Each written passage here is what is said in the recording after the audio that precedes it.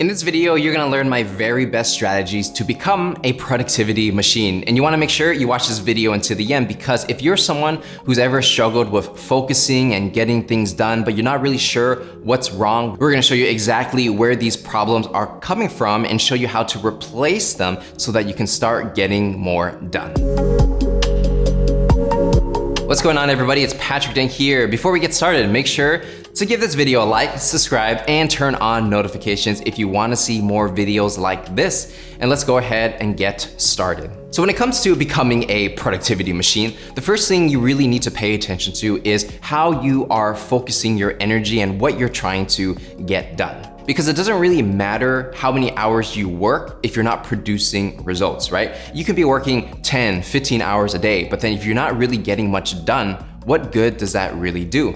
And instead of thinking about how many hours you're working, right? Hard work, think more about what you are producing. What result do you want to focus on? Now, there's a lot of different strategies and methods that you can find online, but for this video, I wanna keep it super simple and super applicable to your everyday life. And so we're gonna use this concept called the one thing, also known as the North Star, right? I didn't invent these terms, but these are common terminologies a lot of people in productivity talk about. So essentially, the one thing is basically saying, what's the one thing that you can do that if you accomplish this one thing, all your other goals kind of have to happen automatically once you knock over that one thing. It's kind of like a domino effect, right? You knock over a big domino and then it knocks over all these little small ones.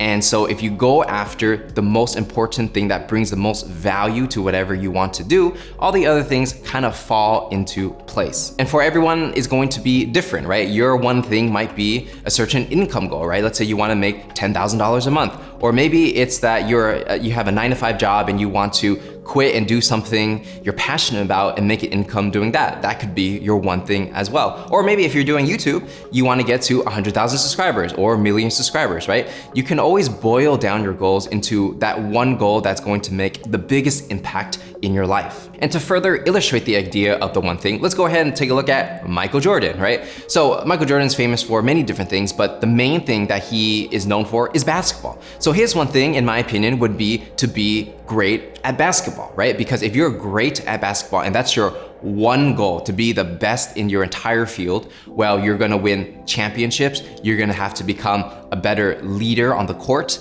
And then once you start winning those championships, you can build businesses around your one thing. So you have a shoe deal with Nike, collaboration with Hanes, trading sports cards. Then when you have enough money, you buy another sports team, right? Which is all these things that Michael Jordan actually did. But if you kind of think about it, they're all based on the one thing, which is to become the greatest in basketball. So for you guys, depending on what your goal is, you're gonna have a different one thing. It might be to be an incredible salesperson. Maybe you wanna become a marketer or entrepreneur or start a passion business. Whatever it is, you have to boil it all down to find the most important one thing that you can focus on and just kind of ignore everything else. Because if you get that one thing and it completely changes your life, who cares what all your other side goals are, because that one thing's gonna carry you far.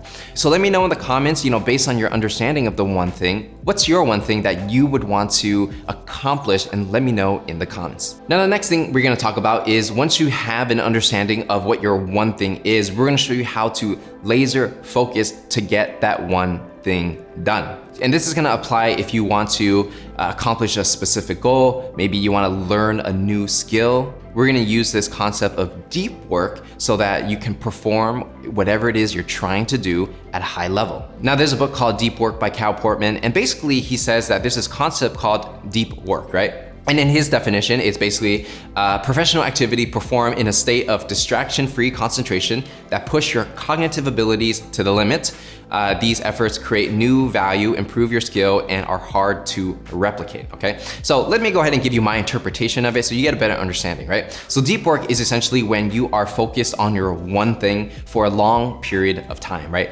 In the beginning, when you're trying to focus, maybe you can only focus on something for 1 hour or 2 hours, right? When you start to get better, you can do it for 4 hours. And if you can really take it to the next level, 5 hours, 6 hours, which I find extremely difficult, okay? I mean, for me personally, if I do 4 hours of solid deep work, that is a win for the day. Now, when I'm talking about deep work, that means distraction-free. So you're not checking your phone, you're not checking your emails, you're not thinking about what you're gonna eat for lunch. all you're doing is you're kind of putting yourself in the flow state to really do that one thing and to just to focus on it for a long extended period of time. And this is gonna be extremely valuable, especially if you are learning a new skill, right? Because if essentially you have to train your brain to think in a different way, you kind of rewire it to learn that skill. And to do that, it's very difficult to do that if you're always distracted, checking your Facebook, watching a YouTube video, checking your email. You just need to do that one thing, focus on it very intensely, and you're gonna learn it a lot better, and you're gonna make these connections and have better insight to actually get the thing done. And I know when I decided to quit my 9-to-5 job to become an entrepreneur and to make videos like this, you know, in the beginning I had a lot of problems focusing, right? I would think about, oh, should I start an LLC or be a sole proprietorship, or should I do this, should I do that? And then essentially for the first few months, I wasn't really getting anything done, right? So because a lot of my audience is in the sales world and business development, let's look at a sales example, right? So if you're, let's say, a sales development rep and it's your job to generate leads. Well, if your only job is to generate leads and that's how you get paid, your one thing is to generate leads for an account executive or for a closer. And then when you talk about deep work, basically you wanna just focus, let's say 4 hours a day, generating leads, whether that's finding them or finding the contact online, building a database, putting it in your CRM, writing the emails, sending out the emails, and scheduling the meetings. I would encompass all those into lead generation. And everything else doesn't matter. It doesn't matter about meetings, it doesn't matter about like checking email and these little things. It doesn't matter, because if you're getting paid by the meetings you generate, all you gotta do is generate meetings and forget everything else, right? And focus on that. Now, if you're a closer and you're an account executive, well, your job is all about closing. How many deals are you closing? How many conversations are you having? But ultimately, it's not about how many conversations. That's just a precursor to closing. So if you just focus on closing, everything else falls into place. Because if you want to hit a certain quota, you got to have a certain number of meetings, you got to have a certain number of demos, and then you got to have a certain number of proposals, and whatever your sales cycle is, eventually it's to get the close. But if you focus on the close, everything else kind of becomes more clear because you see what you need to do to achieve that goal. And once you start, building the habit of deep working, essentially, which is, working on one thing for a long period of time, you'll start to realize that you're actually a lot more capable than you know, right? You can learn many new skills. Like, for example, a lot of people want to learn how to write cold emails. And for a lot of people, it takes them a lot of time to learn how to write the emails and actually get results. For me, when I really focused on it, maybe it took like 1 or 2 months and I really got the hang of it, right? And that's all it took. So if you wanna learn something fast, essentially if you spend 4 hours a day learning that thing, you're gonna go extremely far if you focus on deep work and you don't become distracted as you do those hours of work. And again, like in the beginning, it's hard to do, right? Maybe you can only do it for 30 minutes or 1 hour, but if you practice it every day, if you're doing 2 hours, 3 hours, 4 hours, if you're doing 4 hours of deep work a day, you are already more productive than most people in the workforce in general. So keep that in mind and focus on deep work. And so now that you understand the one thing and you understand what deep work is, now you have to think about, okay, how are you going to manage your time? And we're gonna introduce the idea of time blocking, right? So like I said before, when it comes to deep work, let's say you wanna do 4 hours of deep work, whatever that is. Maybe it's to generate leads, close deals, create content, whatever, right? From there, let's say you start your day at 8 a.m. You start working at 8 a.m. From 8 to 12, you're focused on deep work, getting things done. And then you're gonna have lunch, so 12 to 1, lunch, and then 1 to, let's say, 1, 2, 3, 4, 5, let's say 1 to 5, you're just doing everything else. And that's gonna be like your meetings with your boss or your manager, whatever, internal meetings, administrative tasks, updating your CRM, anything like that, right? You wanna do it at the end of the day because it doesn't really require a lot of creativity, it doesn't require a lot of brain power, so you do it later. So that's why in the beginning of your day, let's say the first 4 hours, you wanna focus on usually the most difficult thing that will make the most impact in your life. And usually if you're in sales, that's gonna be generating leads and closing them.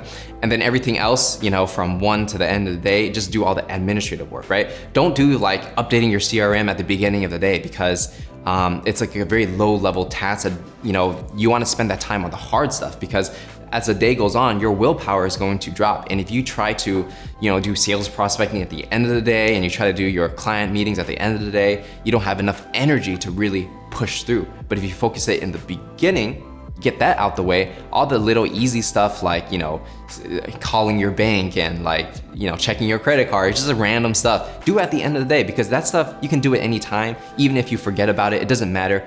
As long as you accomplish your one thing, everything else kind of doesn't matter if you think about it. And let's look at this from a different perspective, right? So let's say we're looking at athletes, whether it's a soccer player, a football player, basketball player, whatever, right? For an athlete, if you're watching basketball, you don't really see an athlete checking their phone when they're on the court or when they're sitting on the bench, right? They're not checking their phone, they're not checking their email. The only thing they're focused on is how to win this basketball game.